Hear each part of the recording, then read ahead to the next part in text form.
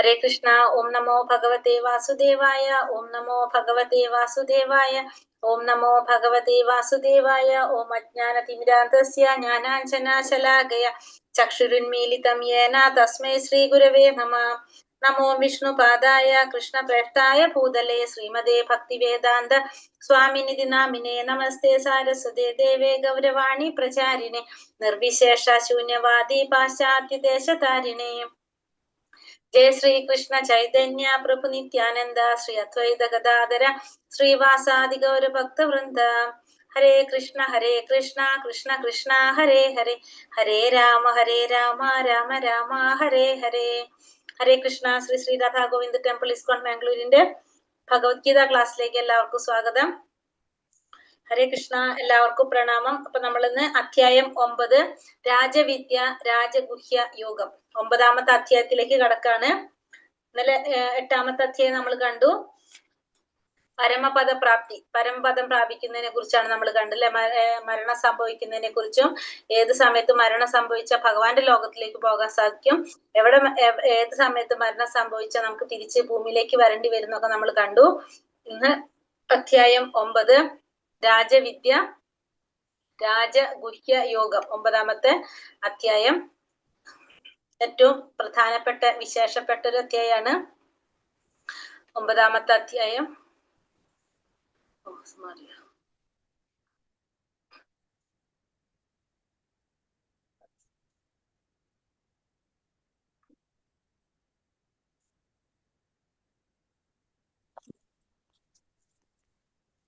രാജവിദ്യ രാജഗുഹ്യ യോഗം. രാജവിദ്യ, വിദ്യ എന്ന് വെച്ചാല് രാജവിദ്യ എന്ന് വെച്ചാ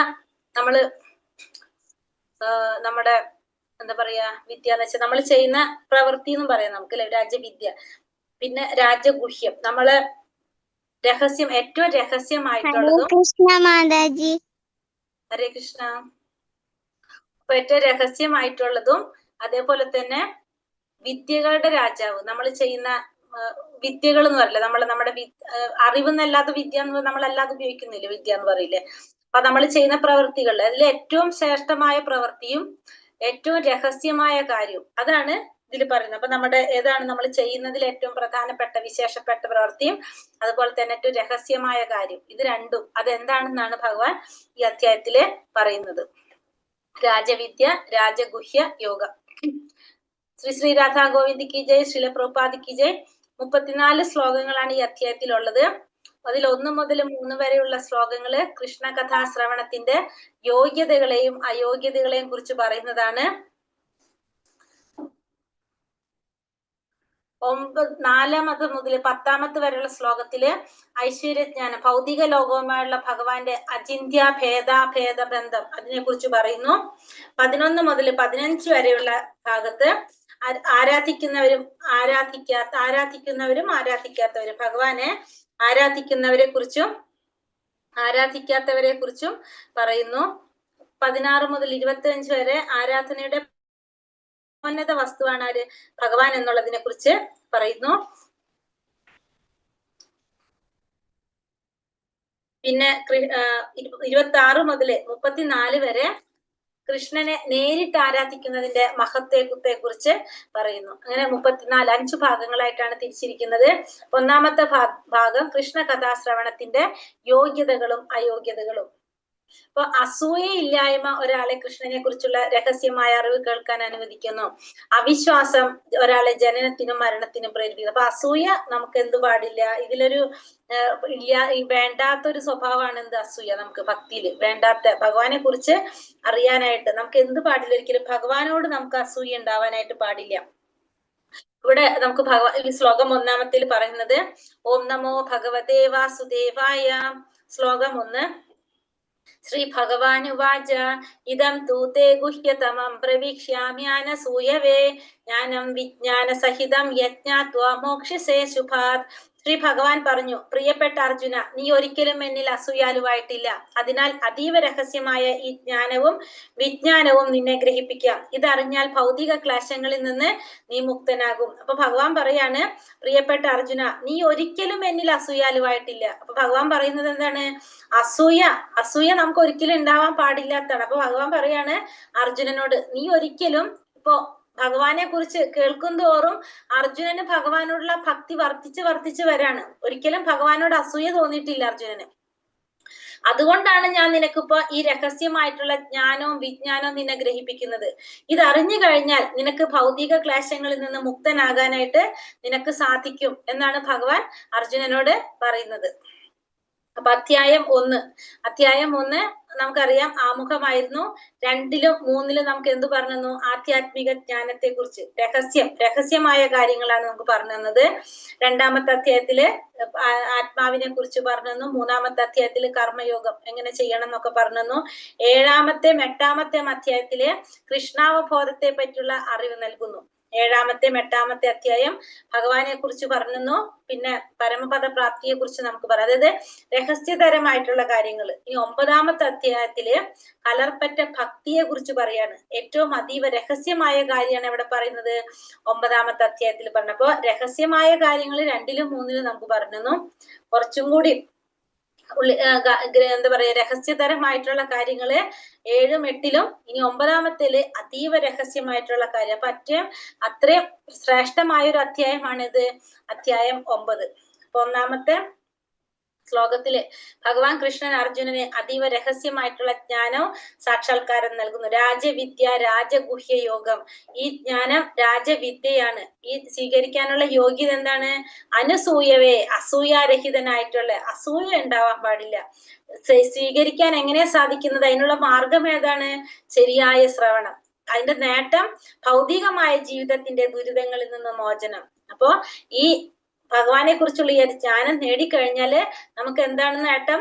ജീവിതത്തിന്റെ ദുരിതങ്ങളെ കുറിച്ചുള്ള മോചനമാണ്. നമുക്ക് അതിനുള്ള ജീവിതത്തിന്റെ ദുരിതങ്ങളിൽ നിന്നും മോചനം നേടാനായിട്ട് നമുക്ക് സാധിക്കും. ഭൗതിക ക്ലേശങ്ങളിൽ നിന്നും നിനക്ക് മുക്തനാകാനായിട്ട് സാധിക്കും എന്നാണ് ഭഗവാൻ പറയുന്നത്. രാജവിദ്യ രാജഗുഹ്യം പവിത്രാമിതമുത്തമം പ്രത്യക്ഷാവഗമം ധർമ്മ്യം സുസുഖം ഗർദുമവ്യയം. ഈ ജ്ഞാനം രാജവിദ്യയാണ്, ഏറ്റവും പവിത്രമായതാണിത്. നേരിട്ട് ആത്മസാക്ഷാത്കാരം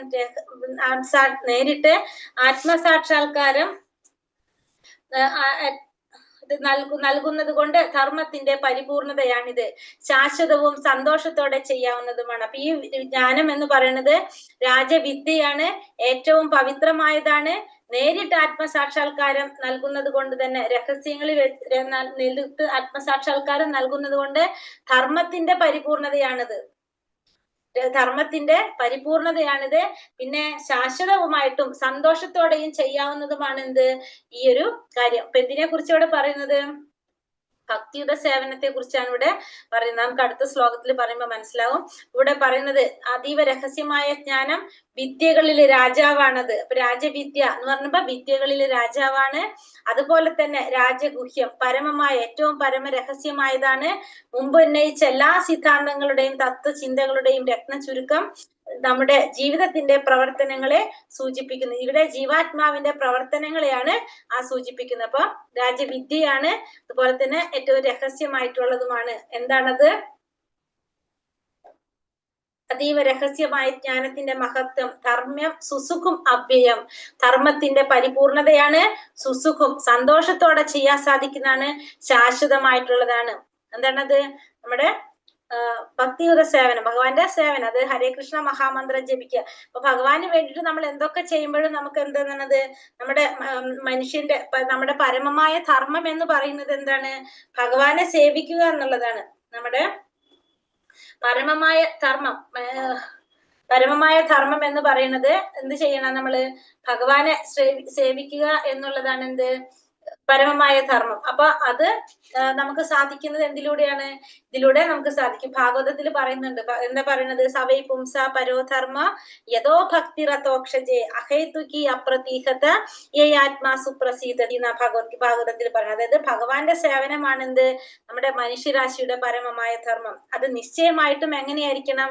അഹൈതുകമായിട്ട്, വിഘ്നങ്ങളൊന്നുമില്ലാതെ നിത്യവും ചെയ്യുന്നതായിരിക്കണം. നമുക്ക് ആത്മാവിനെ പൂർണ്ണ സംതൃപ്തനാക്കാനായിട്ട് അതുകൊണ്ട് സാധിക്കും. അപ്പൊ നമ്മുടെ കർമ്മത്തിന്റെ പരിപൂർണത എന്ന് പറയുന്നത് ഭഗവാനെ സേവിക്കുക എന്നുള്ളതാണ്. അത് സന്തോഷത്തോടെ ചെയ്യാൻ സാധിക്കും, ശാശ്വതമായിട്ടുള്ളതാണ്. അശ്രദ്ധാധാന പുരുഷ ധർമ്മസ്യാപരം തപ അപ്രാപ്യമാം നിവർത്തന്തേ മൃത്യു സംസാര വർത്തമനി. ഈ ഭക്തിയുടെ സേവനത്തിൽ വിശ്വാസമില്ലാത്തവർക്ക്, അപ്പോൾ എന്താണ് കാര്യം എന്നുള്ളത് മൂന്നാമത്തെ ശ്ലോകത്തിൽ പറയാണ്. എന്താണത്? ഈ ഭക്തിയുടെ സേവനത്തിൽ, അപ്പൊ അവിടെ എന്തതിനെ കുറിച്ചാ പറയുന്നത്? ഈ ഭക്തിയുടെ സേവനത്തെ കുറിച്ചാണ് പറയുന്നത്. ആ ഭക്തിയുടെ സേവനത്തിൽ വിശ്വാസമില്ലാത്തവർക്ക് എന്നെ പ്രാപിക്കാനായിട്ട് സാധിക്കില്ല. ഹേ ശത്രുഞ്ജയ, അതുകൊണ്ട് അവർ ഈ ഭൗതിക ലോകത്തിൽ ജനന മരണങ്ങളുടെ വഴിയിലേക്ക് വീണ്ടും എത്തുന്നു. അപ്പൊ ഭക്തിയുടെ സേവനത്തിൽ വിശ്വാസമില്ലാത്തവർക്ക്, അതായത് അവിശ്വാസികൾക്ക് ഭഗവാനെ പ്രാപിക്കാൻ സാധിക്കില്ല. അതുകൊണ്ട് അവർക്ക് എന്ത് വേണ്ടി വരും? വീണ്ടും ഈ ഭൗതിക ലോകത്തിൽ വന്ന് ജന്മമെടുക്കേണ്ടതായിട്ട് വരും. ജനന മരണങ്ങളുടെ വഴിയിലേക്ക് അവർ വീണ്ടും എത്തപ്പെടും. വൃക്ഷത്തിന്റെ വേരുകളിൽ വെള്ളം ഒഴിക്കുന്നത് കൊണ്ട് അതിന്റെ കൊമ്പുകളും ചില്ലകളും ഇലകളും സംതൃപ്തി അടയുന്നു. ഉദരത്തിന് ആഹാരം നൽകുന്നതിനാൽ ശരീരത്തിലെ സർവ്വ ഇന്ദ്രിയങ്ങളും തൃപ്തിപ്പെടുത്തുന്നു. അതുപോലെ തന്നെ ഭഗവാന്റെ അതീന്ദ്രിയ സേവനത്തിൽ ഏർപ്പെടുന്ന ഭക്തൻ ദേവന്മാരെയും സർവ്വ ജീവജാലങ്ങളെയും സംതൃപ്തരാക്കുന്നു. ഇപ്പൊ വൃക്ഷത്തിന്റെ വേരിൽ വെള്ളം ഒഴിക്കുമ്പോൾ അതിന്റെ കൊമ്പിനും ചില്ലയ്ക്കും ഇലകളൊക്കെ സംതൃപ്തി അടയും. ഉദരത്തിന് ആഹാരം നൽകുമ്പോഴോ ശരീരത്തിന്റെ എല്ലാ ഇന്ദ്രിയങ്ങളും തൃപ്തി അടയും. അതുപോലെ തന്നെയാണ് ഭഗവാന്റെ അതീന്ദ്രിയ സേവനത്തിൽ ഏർപ്പെടുന്ന ഭക്തൻ ദേവന്മാരെയും സർവ്വ ജീവജാലങ്ങളെയും സംതൃപ്തി. അപ്പൊ ഭഗവാന് സേവനം ചെയ്യുമ്പോൾ എല്ലാ ദേവന്മാരും എല്ലാ ജീവാത്മാക്കളും, ദേവന്മാരും അതിൽ പെടില്ല, എല്ലാവരും സർവ്വ ജീവാത്മാക്കളും എന്താണ്? ഭഗവാന്റെ അംശമാണ്. അപ്പൊ ഭഗവാന് സേവനം ചെയ്യുമ്പോൾ സ്വാഭാവികമായിട്ടും എന്താണ്? അവരെല്ലാവരും സംതൃപ്തരാകുന്ന പറയുന്നത് ഭഗവാൻ. അപ്പൊ അടുത്ത ഭാഗം ഐശ്വര്യജ്ഞാനം, ഭൗതിക ലോകവുമായിട്ടുള്ള ഭഗവാന്റെ അചിന്ത്യ ഭേദ ബന്ധത്തെ കുറിച്ചാണ് ഇവിടെ അടുത്ത ഭാഗത്തിൽ പറയുന്നത്. മായാമതമിതം സർവം ജഗത് അവ്യക്ത മൂർത്തിന മത്സാനി സർവഭൂതാനി നാചാഹും ദേശവസ്ഥിതഃ. അവ്യക്തമായ രൂപത്തിൽ ഞാൻ ഈ പ്രപഞ്ചമെമ്പാടും വ്യാപിച്ചു നിൽക്കുന്നു. സർവഭൂതങ്ങളും എന്നിലാണ് നിലകൊള്ളുന്നത്, ഞാൻ അവയിലല്ല സ്ഥിതി ചെയ്യുന്നത്. അപ്പൊ പറയുന്നത് അവ്യക്തമായ രൂപത്തിൽ ഞാൻ എമ്പാടും വ്യാപിച്ചു നിൽക്കാണ്. അപ്പൊ സർവഭൂതങ്ങളും എന്നിലാണ് സ്ഥിതി ചെയ്യുന്നത്, പക്ഷെ ഞാൻ എങ്ങനെയല്ല? ഞാൻ അതിലല്ല സ്ഥിതി എന്ന് പറഞ്ഞു. അപ്പൊ ഭഗവാൻ അവ്യക്തമായ രൂപത്തിൽ നമുക്ക് കാണാൻ സാധിക്കുന്നില്ല, പക്ഷെ ഭഗവാൻ എങ്ങനെയാണ്? ഈ പ്രപഞ്ചം മുഴുവൻ വ്യാപിച്ചു നിൽക്കാണ് ഭഗവാൻ. എല്ലാ ഭൂതങ്ങളും സർവഭൂതങ്ങളും ഭഗവാനിലാണ് സ്ഥിതി ചെയ്യുന്നത്, പക്ഷെ ഭഗവാൻ പറയുന്നു ഞാൻ അവയിലല്ല ഞാൻ സ്ഥിതി ചെയ്യുന്നത്. ഒരു രാജാവ് തന്റെ പ്രഭാവത്തിന്റെ ആവിഷ്കാരമായ ഭരണകൂടത്തിന്റെ തലവനാണ് രാജാവ്. അതിലെ വിവിധ വകുപ്പുകൾ രാജാവിന്റെ ശക്തി പ്രഭാവങ്ങൾ തന്നെ. എല്ലാ വകുപ്പുകളും രാജാവിന്റെ അധികാരത്തിലാണ് നിലകൊള്ളുന്നത്. എങ്കിലും ഓരോ വിഭാഗത്തെയും അദ്ദേഹം സ്വയം കൈകാര്യം ചെയ്യുമെന്ന് പ്രതീക്ഷിച്ചുകൂടാ. അപ്പൊ ഒരു രാജാവിന് ഭരണകൂടത്തിന്റെ തലവനാണെങ്കിൽ കുറെ വകുപ്പുകൾ ഉണ്ടാവും അതില്. അപ്പൊ ഈ വകുപ്പുകൾ മുഴുവനും രാജാവിന്റെ അധികാരത്തിലാണെങ്കിലും എല്ലാ വിഭാഗങ്ങളും ഒരേ സമയം രാജാവ് കൈകാര്യം ചെയ്ത് നമുക്ക് പ്രതീക്ഷിക്കാൻ സാധിക്കില്ല. അതേപോലെ തന്നെയാണ് എന്ത്? ഭഗവാന്റെ ഗോചരങ്ങളായ ആവിർഭാവങ്ങൾ ഭൗതിക ലോകത്തിലുള്ളവായാലും ശരി, ആധ്യാത്മിക ലോകത്തിലുള്ളവായാലും ശരി, ഭഗവത് ശക്തിയിൽ അധിഷ്ഠിതങ്ങളാണ്. അവിടുത്തെ വിവിധ ശക്തികളുടെ സങ്കലനം കൊണ്ടാണ് എന്ത് സംഭവിക്കുന്നത്? സൃഷ്ടി സംഭവിക്കുന്നത്. എവിടെയായാലും ഗോചരങ്ങളാണ്. നമുക്ക് നമ്മുടെ ഇന്ദ്രിയങ്ങൾ കൊണ്ട് എന്ത് സാധിക്കില്ല? നമുക്ക് കാണാൻ സാധിക്കുന്നില്ലല്ലോ. നമുക്കറിയാം ഭഗവാന്റെ ഒരു കാര്യങ്ങളും നമുക്ക് അറിയാനോ മനസ്സിലാക്കാനോ നമുക്ക് സാധിക്കണമെന്നില്ല. അപ്പൊ ഏത് ലോകത്തിലായാലും ശരി ഭഗവത് ശക്തിയുടെ അധിഷ്ഠിതങ്ങളാണ് എല്ലാതും. ഭഗവാന്റെ ശക്തിയുടെ വിവിധ ശക്തികളുടെ സങ്കലനമാണെന്ത്? സങ്കലനത്താണാണ് സൃഷ്ടി സംഭവിക്കുന്നത്. നച്ച മത്സാനി ഭൂതാനി പശ്യ മേ യോഗമൈശ്വര്യം ഭൂതപ്രിന്നച്ച ഭൂതസ്ഥോ മമാത്മാ ഭൂതഭാവനഃ. സൃഷ്ടിജാലങ്ങളൊന്നും എന്നിൽ സ്ഥിതി ചെയ്യുന്നില്ല. എന്റെ യോഗ പ്രഭാവം നോക്കൂ. സർവഭൂതങ്ങളുടെയും പരിപാലകനും സർവവ്യാപിയുമാണെങ്കിലും ഞാൻ ഈ പ്രത്യക്ഷ പ്രപഞ്ചത്തിന്റെ ഒരംശമല്ല, മറിച്ച് ഞാനാണ് ഈ പ്രപഞ്ചത്തിന്റെ ഉത്ഭവസ്ഥാനം. അപ്പൊ സൃഷ്ടിജാലങ്ങളൊന്നും ഭഗവാനിൽ സ്ഥിതി ചെയ്യുന്നില്ല. എന്റെ യോഗ പ്രഭാവം നോക്കൂ എന്നാണ് പറയുന്നത്. അപ്പൊ സർവഭൂതങ്ങളുടെയും പാലകനും സർവവ്യാപിയുമാണെങ്കിലും ഞാൻ എന്താണ് ഈ പ്രത്യക്ഷ പ്രപഞ്ചത്തിന്റെ ഒരു അംശമല്ല, മറിച്ച് ഞാനാണ് ഈ പ്രപഞ്ചത്തിന്റെ ഉത്ഭവസ്ഥാനം. അപ്പൊ ഭഗവാനാണ് ഈ പ്രപഞ്ചത്തിന്റെ ഉത്ഭവസ്ഥാനം എന്ന് ഭഗവാൻ പറയാണ്. ഭൗതിക പ്രപഞ്ചത്തിൽ നിന്ന് വ്യത്യസ്തനാണ് കൃഷ്ണൻ, എങ്കിലും എല്ലാറ്റിനും ആശ്രയസ്ഥാനം ആരാണ്? ഭഗവാനാണ്. ഇതിനെയാണ് ഇവിടെ ഐശ്വര്യമായ യോഗം അഥവാ ഭഗവാന്റെ യോഗാശക്തി എന്ന് വിവരിക്കുന്നത്. അപ്പൊ പ്രപഞ്ചത്തിൽ നിന്നും വ്യത്യസ്തനാണ് ഭഗവാൻ, എല്ലാറ്റിന്റെയും ആശ്രയസ്ഥാനം ഭഗവാനാണ്. എന്നിരുന്നാലും അതിനെയാണ് ഇവിടെ എന്ത് പറയുന്നത്? ഐശ്വര്യമായ യോഗം അഥവാ ഭഗവാന്റെ യോഗാശക്തി എന്ന് പറയുന്നത്. യഥാകാശസ്ഥിതോ നിത്യം വായു സർവത്ര ഗോമഹാൻ തഥാ സർവാണി ഭൂതാനി മത്സാനീത്യുപധാരയ. ആകാശത്തിൽ സ്ഥിതി ചെയ്തുകൊണ്ട് തന്നെ ശക്തിയുള്ള കാറ്റ് എല്ലായിടത്തും സഞ്ചരിക്കുന്നു. അതുപോലെ സർവ സൃഷ്ടികളും എല്ലാ കാലത്തും എന്നിലാണ് വിശ്രമിക്കുന്നത്. അപ്പൊ ആകാശത്തിൽ സ്ഥിതി ചെയ്തുകൊണ്ട് ശക്തിയുള്ള കാറ്റ് എല്ലായിടത്തും സഞ്ചരിക്കും. അപ്പൊ നമുക്ക് ആ കാറ്റ് എപ്പോഴും സ്ഥിരമായിട്ട് എവിടെ നമുക്കറിയാം? ആകാശത്തിൽ തന്നെയായിരിക്കും. പക്ഷെ അതിന്റെ ചലനം നമുക്ക് മറ്റുള്ളവർ മനസ്സിലാക്കാനായിട്ട് സാധിക്കും. പക്ഷെ അത് എപ്പോഴും എവിടെ തന്നെയാണ് ഉണ്ടാകുന്നത്? ചലിക്കുന്നുണ്ടെന്ന് സ്വാധീനം കൊണ്ട് നമുക്ക് അറിയാൻ സാധിക്കുന്നെങ്കിലും അതൊരിക്കലും ആകാശത്തിന്റെ ഇപ്പുറത്തേക്ക് അതിനപ്പുറത്തേക്ക് കടക്കുന്നില്ല. ആകാശത്തിൽ തന്നെയാണ് സ്ഥിതി ചെയ്യുന്നത്. അതുപോലെ തന്നെ സർവ്വ സൃഷ്ടികളും എക്കാലത്തും ആരിലാണ് വിശ്രമിക്കുന്നത്? ഭഗവാനിൽ തന്നെയാണ് വിശ്രമിക്കുന്നത്. വായുവിന്റെ ചലനം സർവ്വ പദാർത്ഥങ്ങളുടെയും ചലനത്തിൽ സ്വാധീനം ചെലുത്തുന്നുണ്ട്. അത്രയും മഹത്തരമാണ് വായു. എങ്കിലും അത് ആകാശത്തിൽ തന്നെയാണ് സ്ഥിതി ചെയ്യുന്നത്. അതിനപ്പുറം അത് കടക്കുന്നില്ല. അതുപോലെ തന്നെ വിസ്മയാവഹമായി പ്രത്യക്ഷ പ്രപഞ്ചം പരമമായ ഭഗവതിച്ഛയിൽ നിലനിൽക്കുന്നു. എന്നാൽ എല്ലാം അതിനെ ആശ്രയിക്കുന്നു. ഭഗവാന്റെ ഹിതം അനുസരിച്ചല്ലാതെ ഒരു പുൽക്കൊടിക്ക് പോലും ഇളകുന്നില്ല. അപ്പൊ ഇങ്ങനെയാണെങ്കിലും എന്താണ്? ഭഗവാന്റെ ഹിതം അനുസരിച്ചല്ലാതെ ഒരു പുൽക്കൊടിക്ക് പോലും എന്ത് സാധിക്കില്ല? ഇളകാനായിട്ട് സാധിക്കില്ല. സർവഭൂതാനി കൗന്ദേയ പ്രകൃതിം യാന്തി മാമികാം കൽപക്ഷയെ പുനഃസ്ഥാനി കൽപാദോ വിസൃജാമ്യഹം. കുന്തിപുത്ര, ഓരോ കൽപ്പത്തിന്റെയും അവസാനത്തിൽ ഈ ഭൗതിക ആവിർഭാവങ്ങളെല്ലാം എന്നിൽ പ്രവേശിക്കുന്നു. അടുത്ത കൽപ്പം ആരംഭിക്കുമ്പോൾ ഞാൻ അവയെ വീണ്ടും എന്റെ ശക്തിയാൽ സൃഷ്ടിക്കുകയും ചെയ്യുന്നു. അപ്പൊ ഓരോ കൽപ്പത്തിന്റെയും അവസാനത്തില് ഈ ഭൗതിക ആവിർഭാവങ്ങളെല്ലാം എന്നിൽ പ്രവേശിക്കും. അടുത്ത കൽപ്പം ആരംഭിക്കുമ്പോഴോ ഞാൻ അവയെ വീണ്ടും എന്റെ ശക്തിയാൽ സൃഷ്ടിക്കുകയും ചെയ്യും. അപ്പൊ ഓരോ കൽപ്പത്തിന്റെ അവസാനം, കൽപ്പം എന്ന് പറഞ്ഞാല് ബ്രഹ്മാവിന്റെ ഒരു പകലിനെയാണ് കൽപ്പം എന്ന് പറയുന്നത്. ബ്രഹ്മാവിന്റെ ഒരു പകലിനെ കൽപ്പം എന്ന് പറയാം. അപ്പൊ ഈ കൽപ്പത്തിന്റെ അവസാനം എന്ന് പറയുമ്പോൾ പകൽ അവസാനിച്ച് രാത്രിയാവുമ്പോ കൽപ്പത്തിന്റെ അവസാനത്തില് ഈ ഭൗതിക ആവിർഭാവങ്ങളെല്ലാം ഭഗവാനിൽ പ്രവേശിക്കും. അപ്പൊ എല്ലാതും ആരിലേക്ക് പ്രവേശിക്കും? ഭഗവാനിലേക്ക് പ്രവേശിക്കും. എന്നിട്ട് അടുത്ത കൽപ്പം ആരംഭിക്കുക. അതായത് രാത്രി കഴിഞ്ഞു പകല് വരുമ്പോ വീണ്ടും രാവിലെ വരുമ്പോ എന്ത് വരും? അതെല്ലാം ഭഗവാന്റെ ശക്തിയെ വീണ്ടും സൃഷ്ടിക്കുകയും ചെയ്യും. ഇപ്പൊ ബ്രഹ്മാവിന്റെ രാത്രിയാവുമ്പോ ഇതെല്ലാം ഭഗവാനിലേക്ക് പോകും. പിന്നെ പിറ്റേ ദിവസം പകലാവുമ്പോ വീണ്ടും അതെല്ലാം ഭഗവാന്റെ ശക്തിയാൽ വീണ്ടും സൃഷ്ടിക്കുകയും ചെയ്യും. പ്രകൃതിം സോമവഷ്ടപ്യ വിസൃജാമി പുനഃ പുനഃ ഭൂതഗ്രാമമിമം കൃഷ്ണം അവശ്യം പ്രകൃതിർവശത്. പ്രപഞ്ച പ്രവർത്തനം എന്റെ അധീനതയിലാണ്. എന്റെ ഇച്ഛയ്ക്കനുസരിച്ച് അത് വീണ്ടും വീണ്ടും ആവിർഭവിക്കുകയും ഒടുവിൽ തിരോഭവിക്കുകയും ചെയ്യുന്നു. അപ്പൊ പ്രപഞ്ചത്തിന്റെ പ്രവർത്തനം ആരുടെ അധീനതയിലാണ്? ഭഗവാന്റെ അധീനതയിൽ തന്നെയാണ് പ്രപഞ്ചത്തിന്റെ പ്രവർത്തനം. ഭഗവാന്റെ ഇച്ഛയ്ക്കനുസരിച്ച് അത് വീണ്ടും വീണ്ടും ആവിർഭവിക്കുന്നു, ഒടുവിൽ അത് തിരോഭവിക്കുകയും ചെയ്യുന്നു. അപ്പൊ ഭഗവാന്റെ ഇച്ഛയ്ക്കനുസരിച്ച് ആവിർഭവിക്കുകയും തിരോഭവിക്കുകയും ചെയ്യുന്നതാണ് എന്ത്? ഈ പ്രപഞ്ചത്തിന്റെ പ്രവർത്തനങ്ങളെല്ലാം ഭഗവാന്റെ അധീനത്തിൽ തന്നെയാണ്. പ്രപഞ്ചം അപ്പൊ എന്താ ചെയ്യണത്? ഭഗവാന്റെ ഇച്ഛയ്ക്ക് അനുസരിച്ചാണ് ഇത് ആവിർഭവിക്കുകയും തിരോഭവിക്കുകയും, അതായത് ഉണ്ടാകുന്നതും ഇല്ലാതാകുന്നതും ചെയ്യുന്നതെല്ലാം ഭഗവാന്റെ ഇച്ഛയ്ക്ക് അനുസരിച്ച് തന്നെയാണ്. കാരണ സമുദ്രത്തിൽ കിടക്കുന്ന ഭഗവാന്റെ ആദി പുരുഷാവതാരമായിട്ടുള്ള മഹാവിഷ്ണു ഇതിന്റെ ഉച്ഛ്വാസത്തിൽ നിന്നാണ് എന്ത്? എണ്ണമറ്റ പ്രപഞ്ചങ്ങൾ ഉണ്ടാകുന്നത്. അതായത് കാരണോദകശായ വിഷ്ണുവിൽ നിന്ന് അനേകം എണ്ണമറ്റ പ്രപഞ്ചങ്ങൾ ഉണ്ടാകുന്നു.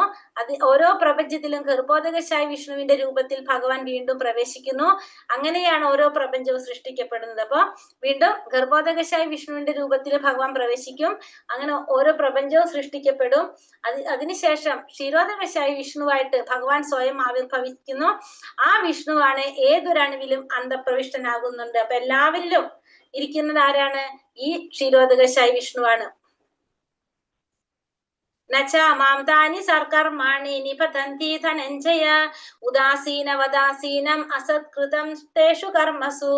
ധനഞ്ജയ, ഈ കർമ്മങ്ങൾക്കൊന്നും തന്നെ എന്നെ ബന്ധിക്കുവാൻ കഴിയില്ല. ഒരു ഭൗതിക പ്രവർത്തനങ്ങളോടും ബന്ധപ്പെടാതെ ഉദാസീനനെ പോലെ സ്ഥിതി ചെയ്യുകയാണ് ഞാൻ. അപ്പൊ ധനഞ്ജയ, ഈ കർമ്മങ്ങളെ കൊണ്ടൊന്നും എന്ത് ചെയ്യാൻ സാധിക്കില്ല, എന്നെ ബന്ധിക്കാനായിട്ട് കഴിയില്ല എന്ന് പറയാണ്. ഒരു ഭൗതിക പ്രവർത്തനങ്ങളോടും ബന്ധപ്പെടാതെ ഭഗവാൻ എങ്ങനെയാണ്? ഉദാസീനനെ പോലെയാണ് ഭഗവാൻ സ്ഥിതി. അപ്പൊ ഇതൊക്കെ ഭഗവാനാണ് ചെയ്യണെങ്കിലും ഭഗവാൻ എങ്ങനെയാണ്? ഒന്നിനും ഒരു താല്പര്യം ഇല്ലാത്തവനെ പോലെയാണ് ഭഗവാൻ. ഒന്നായിട്ട് യാതൊരു ബന്ധവും ന്യൂട്രൽ ആയിട്ടാണ് ഭഗവാൻ പറയുന്നത്. നമുക്ക് ഒന്നും ഇല്ലാതെ ഉദാസീനനെ പോലെയാണ് ആര് സ്ഥിതി ചെയ്യുന്നത്? ഭഗവാൻ സ്ഥിതി ചെയ്യുന്നത്. ന്യായസ്ഥനായ ഒരു ഹൈക്കോടതി ജഡ്ജിയുടെ കൽപ്പന പ്രകാരം പലതും സംഭവിക്കും. പക്ഷെ എങ്കിലും ജഡ്ജി ഇതിനെല്ലാം ഉദാസീനനാണ്.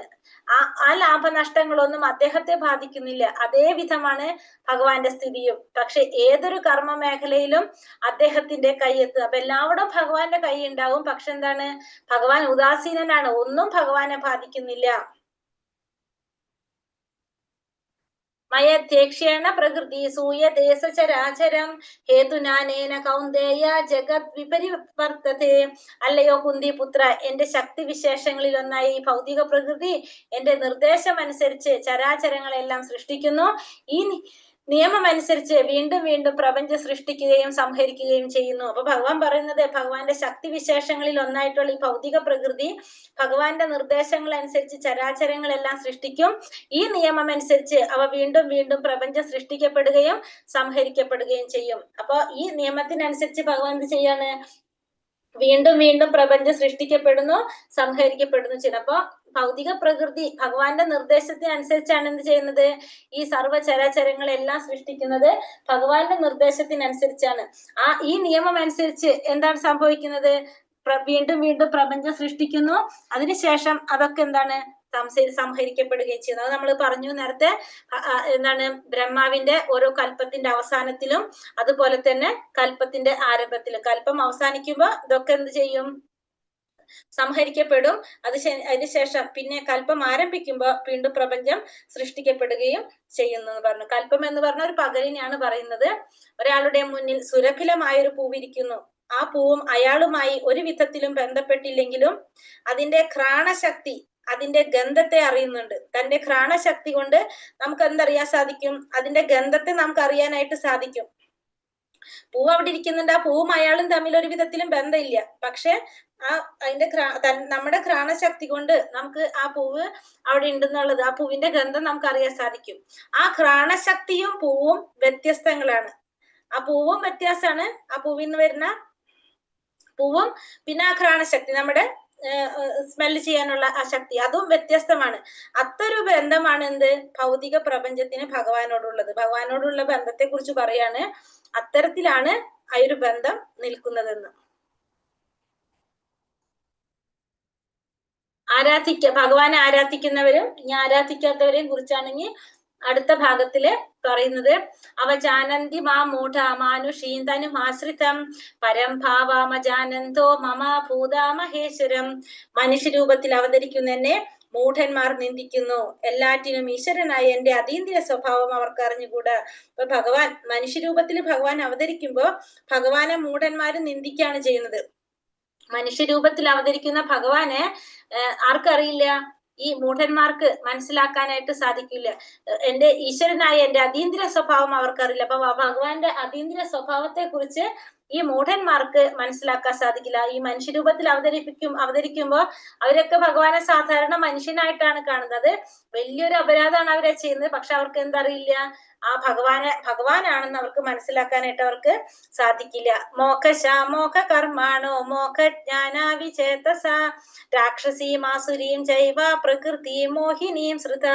ഇങ്ങനെ മോഹിതരായവർ ആസുരങ്ങളും നിരീശ്വരവാദപരങ്ങളുമായ ആശയങ്ങളാൽ ആകൃഷ്ടരാകുന്നു. ആ വ്യാമോഹാവസ്ഥയിൽ മുക്തിയെ കുറിച്ചുള്ള പ്രതീക്ഷകളും ഫലോദിഷ്ട കർമ്മങ്ങളും ജ്ഞാനാർജനവും എല്ലാം പാഴായി പോകും. അപ്പൊ ഇങ്ങനെ മോഹിതരായി കഴിഞ്ഞാല് എങ്ങനെ മോഹിതരായവരെ കുറിച്ചാണ് പറയുന്നത്? ആസുര സ്വഭാവത്തിലുള്ളവര്. ആ മോഹിതരായിട്ടുള്ളവരെ ആസുരങ്ങളും നിരീശ്വരവാദങ്ങളും പരമായിട്ടുള്ള ആശയങ്ങൾ കൊണ്ട് അവർ അങ്ങനത്തെ ആശയങ്ങളിലേക്ക് അവർ ആകർഷകരായിക്കൊണ്ടിരിക്കും. അങ്ങനത്തെ വ്യാമോഹാവസ്ഥയില് അവർക്ക് എന്തുണ്ടാവുന്ന പറഞ്ഞത്?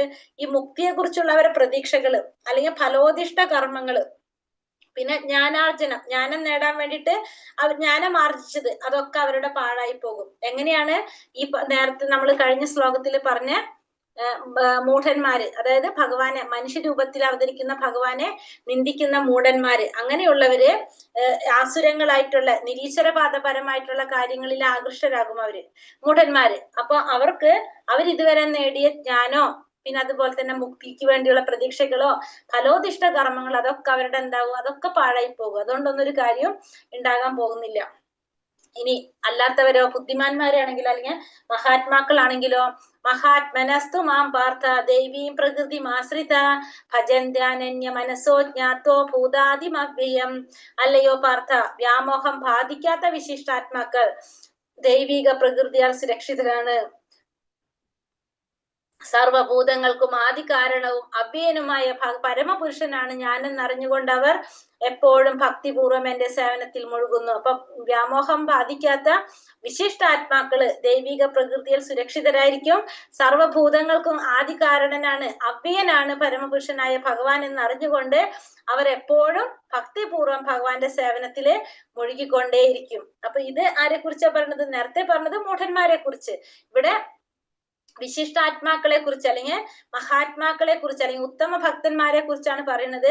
അവരെങ്ങനെയാണ്? വ്യാമോഹം ബാധിക്കാത്തവരാണ്, അവര് ദൈവിക പ്രകൃതിയാൽ സുരക്ഷിതരായിരിക്കും. ഭഗവാനെ കുറിച്ച് അറിയാൻ സാധിക്കും അവർക്ക്. സർവഭൂതങ്ങൾക്കും ആദി കാരണനാണ്, അവ്യയനാണ് ഭഗവാൻ എന്ന് മനസ്സിലാക്കിക്കൊണ്ട് ഭക്തിപൂർവ്വം ഭഗവാന്റെ സേവനത്തിൽ മുഴുകിക്കൊണ്ടേയിരിക്കുന്നു. ദിവ്യശക്തിയിൽ സ്ഥിതി ചെയ്യുന്നു എന്നതാണ് ഈ മഹാത്മാവിന്റെ പ്രഥമ ലക്ഷണം. ഭൗതിക പ്രകൃതിക്ക് അധീനനല്ല അദ്ദേഹം. കൃഷ്ണന്റെ പരമഭക്തന്മാർ അദ്ദേഹത്തിന്റെ തന്നെ ചതുർഭുജ വിഷ്ണുവിനെ പോലുള്ള മൂർത്തിഭേദങ്ങളിൽ പോലും ആകൃഷ്ടരാകില്ല. കൃഷ്ണന്റെ ദ്വിഭുജ മൂർത്തിയിൽ മാത്രമാണ് അവർക്ക് താല്പര്യമുള്ളത്. അപ്പോൾ ദിവ്യശക്തിയിൽ സ്ഥിതി ചെയ്യുന്നു എന്നുള്ളതാണ് ആരുടെ ലക്ഷണം? മഹാത്മാക്കളുടെ ലക്ഷണം. അപ്പൊ ഭൗതിക പ്രകൃതിക്ക് അധീനനല്ല ഒരിക്കലും ആര്? ഇവര് അധീനനല്ല, ഭൗതിക പ്രകൃതിക്ക് അധീനരല്ല ഇവരാരും തന്നെ. അപ്പൊ ഭഗവാന്റെ പരമഭക്തന്മാര്, കൃഷ്ണന്റെ പരമഭക്തന്മാര് ഭഗവാന്റെ ആ ചതുർഭുജനായിട്ടുള്ള മഹാവിഷ്ണുവിന്റെ ആ മൂർത്തിയിൽ പോലും അവർക്ക് എന്തുണ്ടാവില്ല? ആകർഷണം ഉണ്ടാവില്ല. അവർക്ക് എപ്പോഴും ഭഗവാന്റെ ആ ദ്വിഭുജ രൂപത്തില്, രണ്ട് കൈകളോട് കൂടിയ ഓടക്കുഴലിൽ വിളിച്ചു നിൽക്കുന്ന ഭഗവാന്റെ ആ രൂപത്തിലാണ് അവർക്ക് താല്പര്യം. ആർക്കാണ്? ഭഗവാന്റെ പരമഭക്തന്മാർക്ക്. സതതം കീർത്തയന്തോ മാം യദന്തശ്ചാദൃഢാവൃതഃ നമസ്യന്തശ്ച മാം ഭക്ത്യാ നിത്യയുക്ത ഉപാസതേ. അവരെന്ത് ചെയ്തുകൊണ്ടിരിക്കും? ഈ പറഞ്ഞ മഹാത്മാക്കള് എല്ലായ്പ്പോഴും ഭഗവാന്റെ കീർത്തികൾ ആലപിച്ചും നിശ്ചയദാർഢ്യത്തോടെ യത്നിച്ചും എന്റെ മുമ്പിൽ പ്രണമിച്ചും ഈ മഹാത്മാക്കൾ നിരന്തരം എന്നെ ഭക്തിയോടുകൂടി ആരാധിക്കുന്നു. അപ്പോ അവരെല്ലായ്പ്പോഴും ഭഗവാന്റെ കീർത്തികൾ ആലപിക്കുന്നു, നിശ്ചയദാർഢ്യത്തോടെ പ്രയത്നിച്ചുകൊണ്ടും ഭഗവാന്റെ മുന്നിൽ പ്രണമിച്ചുകൊണ്ടും ഈ മഹാത്മാക്കള് നിരന്തരം ഭഗവാനെ ഭക്തിയോടുകൂടി ധ്യാനിച്ചുകൊണ്ടേയിരിക്കുന്നു, ആരാധിച്ചുകൊണ്ടേയിരിക്കുന്നവരാണ് ആര്? ഈ മഹാത്മാക്കളല്ല. സതതം കീർത്തയന്തോമം, എപ്പോഴും കീർത്തനങ്ങൾ ആലപിച്ചുകൊണ്ട് നിശ്ചയദാർഢ്യത്തോടെ പ്രയത്നിച്ചും പ്രണമിച്ചുകൊണ്ടും ഭഗവാന് വേണ്ടിയിട്ട് പ്രവർത്തിച്ചു കൊണ്ടിരിക്കുന്നവരാണ് ആര്? ഈ മഹാത്മാക്കള്. ഒരു സാധാരണ മനുഷ്യനെ മുദ്രയടിച്ച് മഹാത്മാവാക്കാനായിട്ട് കഴിയില്ല. അയാളുടെ സ്വാഭാവിക ലക്ഷണമാണ് ഇവിടെ വിവരിച്ചത്. ഒരു മഹാത്മാവ് എപ്പോഴും കൃഷ്ണന്റെ മഹത് ഗുണങ്ങൾ കീർത്തിച്ചു കൊണ്ടേയിരിക്കും, അയാൾക്ക് മറ്റൊന്നും ചെയ്യാനില്ല. അപ്പൊ ഒരു സാധാരണ ഒരു വ്യക്തിയെ നമുക്ക് മുദ്രയടിച്ചിട്ട് മഹാത്മാവെന്നൊന്നും പറയാൻ സാധിക്കില്ല. അപ്പൊ മഹാത്മാവ് എപ്പോഴും എന്ത് ചെയ്തുകൊണ്ടിരിക്കും? ഭഗവാന്റെ മഹത് ഗുണങ്ങൾ കീർത്തിച്ചു കൊണ്ടിരിക്കും, അയാൾക്ക് വേറൊന്നും ചെയ്യാനില്ല. ഭക്തിയുടെ സേവനത്തിൽ ഒഴിച്ചുകൂടാനാവാത്ത ചില വ്രതാനുഷ്ഠാനങ്ങളുണ്ട്. ഉദാഹരണം പറയുന്നത് ഏകാദശി, ഭഗവാന്റെ അവതാര ദിനം തുടങ്ങിയത്. ആത്മീയ ലോകത്തിൽ ഭഗവത് സാമീപ്യ ലബ്ധിക്കായി അത്യന്തം ആഗ്രഹിക്കുന്നവർക്ക് വേണ്ടി മഹാത്മാരായ ആചാര്യന്മാർ നിശ്ചയിച്ചതാണ് ഈ വ്രതങ്ങള്. അപ്പൊ ഇത്തരത്തിലുള്ള വ്രതങ്ങള് എന്തിനു വേണ്ടിയിട്ടുള്ളതാണ്?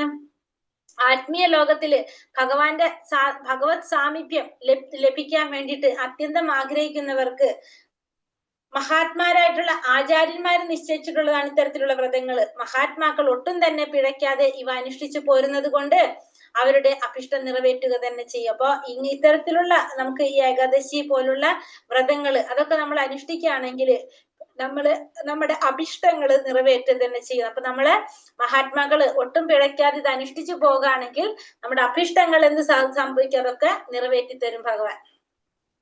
ജ്ഞാനയജ്ഞേന ചാപേന്യ യജന്തോ മാമുപാസതേ ഏകത്വേന പൃഥക്തേന ബഹുധാ വിശ്വതോമുഖം. ജ്ഞാനാർജനം കൊണ്ട് യജ്ഞം ചെയ്യുന്ന മറ്റു ചിലർ സർവേശ്വരനെ അതിഥീയനായിട്ടും ബഹുരൂപനായിട്ടും വിശ്വതോമുഖനായിട്ടും ആരാധിക്കുന്നു. അപ്പൊ ഈ ജ്ഞാനം ആർജിച്ചത് കൊണ്ട്, ജ്ഞാനം നേടിയത് കൊണ്ട് യജ്ഞം ചെയ്യുന്ന ചിലർ എന്ത് ചെയ്യും, ഈ സർവേശ്വരനായിട്ടുള്ള ഈ ഭഗവാനെ അതിഥീയനായിട്ടും, സർവേശ്വരനെ അതിഥീയനായിട്ട് ബഹുരൂപനായിട്ട് അതുപോലെ തന്നെ വിശ്വതോമുഖനായിട്ട്, 3 രീതിയിലാണ് എന്ത് ചെയ്യുന്നത്, ഭഗവാനെ ആരാധിക്കുന്നത്. അതിഥീയനായിട്ട്, ബഹുരൂപനായിട്ട്, വിശ്വതോമുഖനായിട്ടും എന്ത് ചെയ്യുന്നു, ആരാധിക്കുന്നു. ഒന്നാമത്തെ എന്താ പറയണത്,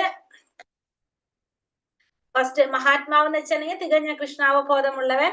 മഹാത്മാവായില്ലെങ്കിൽ പല വിധത്തിൽ കൃഷ്ണനെ ആരാധിക്കുന്നു മറ്റു ചിലർ. അത് നമുക്കറിയാം ഏതൊക്കെയാണ്. ആർത്തോ ജിജ്ഞാസു, അർത്ഥാർത്ഥിജ്ഞാനി. അർത്ഥനായിട്ട്, അതായത് നമ്മൾ ദുഃഖം വരുമ്പോ നമുക്കല്ലെങ്കിൽ കൂടുതൽ ആഗ്രഹങ്ങൾ ഉണ്ടാവുമ്പോ നമുക്ക് പിന്നെ ജ്ഞാനി, ഭഗവാനെ കുറിച്ച് അറിയാനുള്ള ആഗ്രഹം കൊണ്ടും അതുപോലെ തന്നെ ജ്ഞാനി. ഇങ്ങനെ 4 തരത്തില് ദുഃഖിതൻ, ധനകാംക്ഷി, ജിജ്ഞാസു, ജ്ഞാനി, അങ്ങനെ 4 തരത്തിൽ നമ്മൾ എന്ത് ചെയ്യും, ഭഗവാനെ ആരാധിക്കുന്നവരെ കുറിച്ച് കണ്ടു.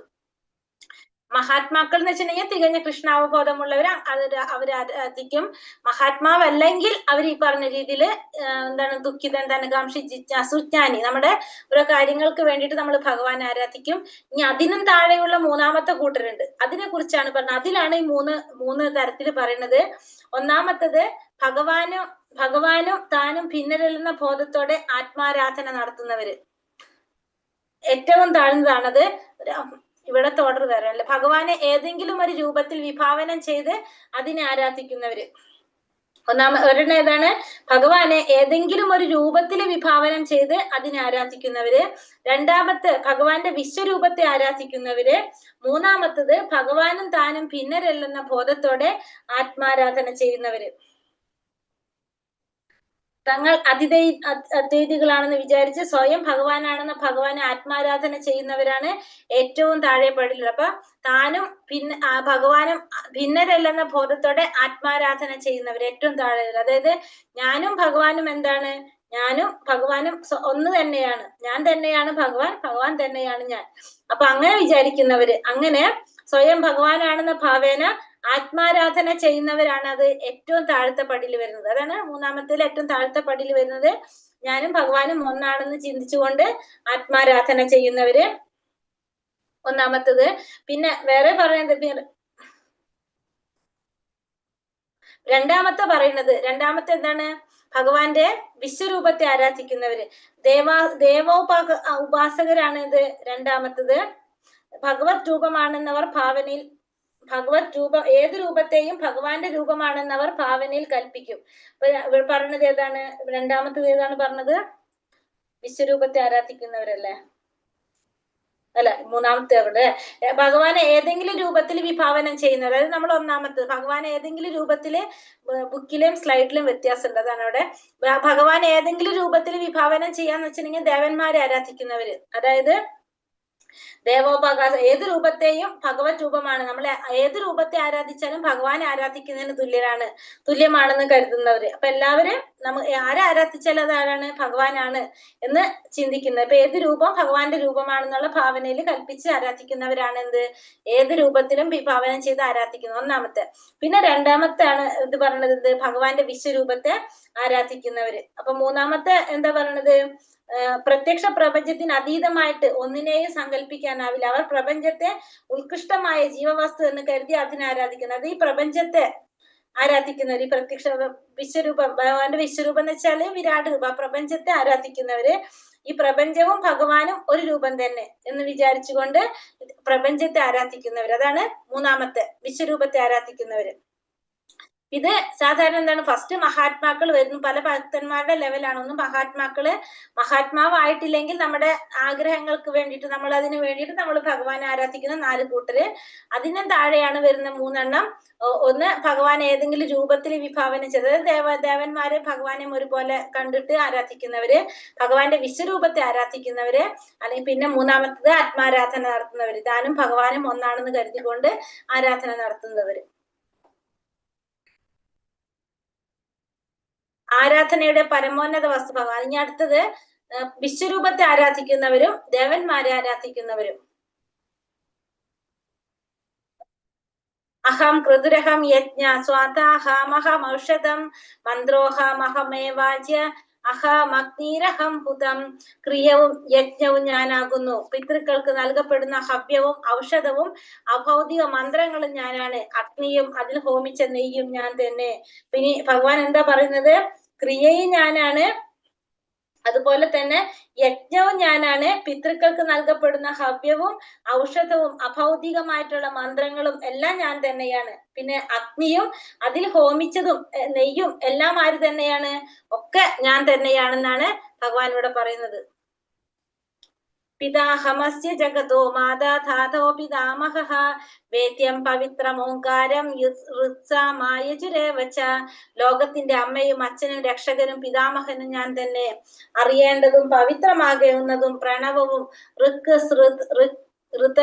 സാമ യജുർവേദങ്ങളും ഞാൻ തന്നെയാണ്. അപ്പൊ ലോകത്തിന്റെ അച്ഛനും അമ്മയും രക്ഷകനും പിതാമഹനും എല്ലാം ആര് തന്നെയാണ്, ഭഗവാൻ തന്നെയാണ്. അറിയേണ്ടതും ഭഗവാനെ കുറിച്ച്, പവിത്രമാകുന്നതും ഭഗവാനെ കുറിച്ച് അറിയുമ്പോഴാണ് പ്രണവവും സാമ യജുർവേദങ്ങളെല്ലാം ആര് തന്നെയാണ്, അതെല്ലാം ഭഗവാൻ തന്നെയാണെന്ന് ഭഗവാൻ പറയുന്നു. ഗതിർ ഭർത്ത പ്രഭു സാക്ഷി നിവാസ ശരണം സുഹുർ പ്രഭവ പ്രളയ സ്ഥാനം നിധാനം ബീജമവ്യയം. ലക്ഷ്യവും ഭരണകർത്താവും പ്രഭുവും സാക്ഷിയും വാസസ്ഥാനവും ആശ്രയവും ഉറ്റമിത്രവും ഞാനാകുന്നു. അപ്പൊ എല്ലാത്തിനും ലക്ഷ്യം ഞാനാണ്, ഭരണകർത്താവ് ഞാനാണ്, പ്രഭു ഞാനാണ്, സാക്ഷി ഞാനാണ്, എല്ലാവരുടെയും വാസസ്ഥാനവും ഞാനാണ്, എല്ലാവരുടെയും ആശ്രയവും ഉറ്റമിത്രവും എല്ലാം ഞാൻ തന്നെയാണ്. സൃഷ്ടിയും സംഹാരവും എല്ലാറ്റിന്റെയും അടിസ്ഥാനവും ശാശ്വതമായ ബീജവും എല്ലാം ആര് തന്നെ, എല്ലാം ഭഗവാൻ തന്നെയാണെന്ന് ഭഗവാൻ പറയുന്നു. കൃഷ്ണന്റെ വ്യത്യസ്ത ശക്തി കേന്ദ്രങ്ങളോട് അടുക്കുന്നതും പരോക്ഷമായുള്ള കൃഷ്ണ സാമീപ്യം അത്രേ. പക്ഷെ ഒരാൾ നേരിട്ട് കൃഷ്ണനെ സമീപിക്കുകയാണ് വേണ്ടത്. അത്രയും സമയവും ശക്തിയും നഷ്ടപ്പെടുത്താതെ കഴിക്കാമല്ലോ. ഒരു കെട്ടിടത്തിന്റെ മുകളിലേക്ക് എലിവേറ്റർ ഉപയോഗിച്ച് ഞൊടിയിടിൽ എത്താമെന്നിരിക്കെ എന്തിനെ കോണിപ്പടികൾ ഓരോന്നായി ചവിട്ടിക്കയറണം. അപ്പോൾ പറയണത് കൃഷ്ണന്റെ വ്യത്യസ്ത ശക്തി കേന്ദ്രങ്ങളോട് അടുക്കുന്നതും പരോക്ഷമായുള്ള കൃഷ്ണന്റെ സാമീപ്യം തന്നെയാണ്. അപ്പൊ ഇതൊക്കെ ഭഗവാന്റെ വ്യത്യസ്തമായിട്ടുള്ള ശക്തി കേന്ദ്രങ്ങളാണ്. അപ്പൊ അതിനോട് അടുക്കുന്നതും പരോക്ഷമായിട്ട് എന്താണ്, ഭഗവാനോട് തന്നെ, കൃഷ്ണന്റെ സാമീപ്യം തന്നെയാണ്. പക്ഷേ ഒരാൾ എന്താ ചെയ്യേണ്ടത്, നേരിട്ട് ഭഗവാനെ സമീപിക്കുകയാണ് വേണ്ടത്. നമുക്കപ്പൊ അത്രയും സമയവും ലാഭം കിട്ടും, ശക്തിയും നഷ്ടപ്പെട്ടാതെ കിട്ടും. ഇപ്പൊ നമ്മള് ഒരു കെട്ടിടത്തിന്റെ മുകളിലേക്ക് കയറുമ്പോ സ്റ്റെപ്പ് കയറി പോകുകയാണെങ്കിൽ സമയവും പോകും, നമ്മള് ശക്തിയും പോകും. നേരെ മറിച്ച് ലിഫ്റ്റ് ഉണ്ടെങ്കിൽ നമുക്ക് അതിലേ പോയി കഴിഞ്ഞാലോ ഇത് രണ്ടും നമുക്ക് ഉപയോഗപ്പെടുത്താനായിട്ട് സാധിക്കും. അപ്പൊ അതുകൊണ്ട് പിന്നെ നമ്മൾ എന്തിനാണ് സ്റ്റെപ്പ് കയറി പോകുന്നത്. അതേപോലെ തന്നെയാണ് ഭഗവാന്റെ. തപാമ്യഹമഹം വൃഷം നിഗ്രഹ്ണാമൃത്യുജാമി ച അമൃതം ചൈവ മൃത്യുശ്ച സദാ സച്ചാഹം അർജുന. അല്ലയോ അർജുന, ഞാൻ ഊർജം പ്രദാനം ചെയ്യുന്നു, മഴ പെയ്യിക്കുന്നതും നിർത്തുന്നതും ഞാൻ തന്നെയാണ്. ഞാനാണ് അമൃതവും മൃത്യുവും ആത്മാവും ജഡവസ്തുവും എല്ലാം എന്നിലാണ്. അപ്പൊ മഴ പെയ്യിക്കുന്നത് ഞാനാണ്, അത് നിർത്തുന്നത് ഞാനാണ്, ഊർജം പ്രദാനം ചെയ്യുന്നത് ഞാനാണ്, അമൃതമായിട്ട് ഇരിക്കുന്നതും മൃത്യുമായിട്ട് വരുന്നതും ആത്മാവും ജഡവസ്തുവും എല്ലാം ആരിൽ തന്നെയാണ്, ഭഗവാനിൽ തന്നെയാണ്. ത്രൈവിദ്യമാം സോമപ ഭൂത പാപ യജ്ഞൈരിഷ്ടാ സ്വർഗതിം പ്രാർത്ഥയന്തേ തേ പുണ്യമാസാദ്യ സുരേന്ദ്രലോകം അശ്നന്തി ദിവ്യാൻ ദിവിദേവ ഭോഗാൻ. സ്വർഗീയ സുഖങ്ങൾ കാക്ഷിച്ച് വേദപഠനം നടത്തുന്നവരും സോമപാനം ചെയ്യുന്നവരും മറ്റൊരു വിധത്തിൽ ഭജിക്കുന്നത് തന്നെയാകുന്നു. പാപഫലങ്ങളിൽ നിന്ന് മുക്തരായി പുണ്യലോകമായ ഇന്ദ്രന്റെ സ്വർഗത്തിൽ ജനിച്ച് അവർ ദിവ്യ സുഖങ്ങൾ അനുഭവിക്കുന്നു. അപ്പൊ സ്വർഗീയ സുഖങ്ങൾ കാക്ഷിച്ച് വേദപഠനം നടത്തുന്നവര്, സോമപാനം ചെയ്യുന്നവര്, പിന്നെ അവരൊക്കെ മറ്റൊരു വിധത്തിൽ ഭജിക്കുന്നത് ആരെ തന്നെയാണ്? ഭഗവാനെ തന്നെയാണ്. അപ്പൊ പാപഫലങ്ങളിൽ നിന്ന് മുക്തരായിട്ട് പുണ്യലോകമായിട്ടുള്ള ഇന്ദ്രന്റെ സ്വർഗത്തിൽ ജനിച്ചവർക്ക് ദിവ്യ സുഖങ്ങളെല്ലാം അനുഭവിക്കാനായിട്ട് സാധിക്കും. അപ്പൊ പാപഫലങ്ങളിൽ നിന്നെല്ലാം മുക്തരായി പുണ്യലോകമായിട്ടുള്ള ഇന്ദ്രന്റെ സ്വർഗത്തിൽ ജനിച്ചുകൊണ്ട് ഇവർക്ക് ദിവ്യ സുഖങ്ങളെല്ലാം അനുഭവിക്കാനായിട്ട് സാധിക്കും. അപ്പൊ സ്വർഗീയ സുഖങ്ങൾ കാക്ഷിച്ചുകൊണ്ടാണ് എന്ത് ചെയ്യുന്നത്? ഈ വേദപഠനം നടത്തുന്നതും സോമപാനം ചെയ്യുന്നത്. പിന്നെ അതുപോലെ തന്നെ ഇവരൊക്കെ ചെയ്യുന്നത് ഭഗവാനെ തന്നെയാണ് ഭജിക്കുന്നത്. അപ്പൊ ഈ പാപഫലങ്ങളൊക്കെ മുക്തരാകുകയും ചെയ്യും. പുണ്യലോകമായിട്ടുള്ള ഇന്ദ്രന്റെ ലോകത്ത് പോയിട്ട് നമ്മൾ ആ ചെയ്ത പുണ്യപ്രവൃത്തിയുടെ ഫലങ്ങൾ നമ്മൾ അവിടെ അനുഭവിക്കുകയും ചെയ്യും. ത്രൈവിദ്യ എന്ന് പറഞ്ഞാല് 3 വേദങ്ങള്. ഇതൊക്കെയാണ് സാമവേദം, യജുർവേദം, ഋഗ്വേദം. ഇതിനെ കുറിക്കുന്നതാണ് എന്ത്? ത്രൈവിദ്യ. ഈ 3 വേദങ്ങളും പഠിച്ച ബ്രാഹ്മണനെയാണ് ത്രിവേദി എന്ന് പറയുന്നത്. യഥാർത്ഥ ത്രിവേദികൾ കൃഷ്ണന്റെ ചരണകമലങ്ങളെ ആശ്രയിച്ച് ഭഗവത് പ്രീതിക്കായിക്കൊണ്ട് ശുദ്ധ ഭക്തി സേവനത്തിൽ ഏർപ്പെടുന്നു. അപ്പൊ യഥാർത്ഥത്തിലുള്ള ത്രിവേദികൾ എന്ത് ചെയ്യും? ഭഗവാന്റെ ചരണകമലങ്ങളെ ആശ്രയിച്ചുകൊണ്ട് ഭഗവാന്റെ പ്രീതിക്കായിക്കൊണ്ട് ശുദ്ധ ഭക്തി സേവനത്തിൽ ഏർപ്പെടുന്നവരാണ് ആര്? യഥാർത്ഥത്തിലുള്ള ത്രിവേദികള്. അടുത്തതൊട്ട് നമുക്ക് നാളെ എടുക്കാം. ഹരേ കൃഷ്ണ കൃഷ്ണ കൃഷ്ണ ഹരേ ഹരേ, ഹരേ രാമ രാമ രാമ ഹരേ ഹരേ.